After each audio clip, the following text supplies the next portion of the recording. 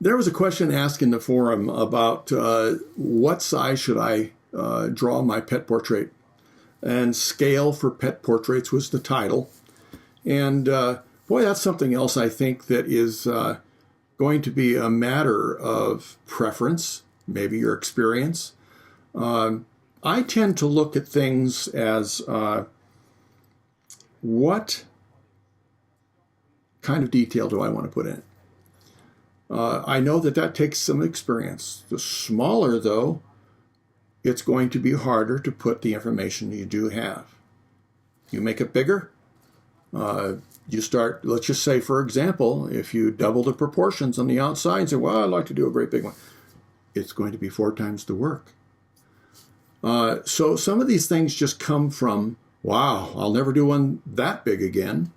Or, wow, I wish I hadn't done it so small. It's so difficult not only to see the detail and to see what I'm doing, but to fit all of the information in there. Because the smaller it is, the more information you basically have to throw out and decide what is the important stuff and what's not.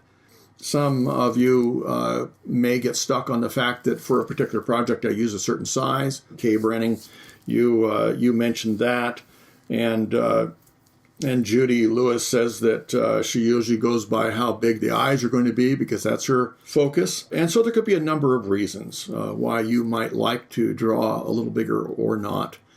And I really do think it's a matter of preference. There's no standard size. When I'm talking about portraits, I usually work about, I guess it's probably about 80% of life size. And I find that still gives me a large enough format that I can get a lot of detail in there. It's big enough for me to see well. My eyes aren't what they used to be.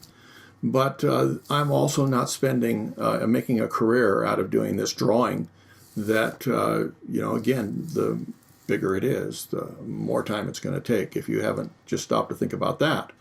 And so, anyway, do it the size that you think is going to be comfortable. I would suggest it not be too large and not too small.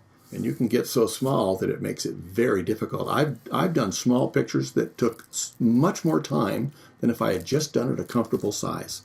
And so don't get caught up in that. Sometimes a customer will, hopefully have a lesser price, and it's actually cost you every bit as much work, if not more, in the long run. So I like to, if I can, work the size that I'm comfortable with.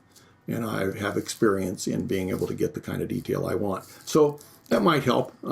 Again, matter of opinion. So that's just mine. We'll see you later. Bye-bye.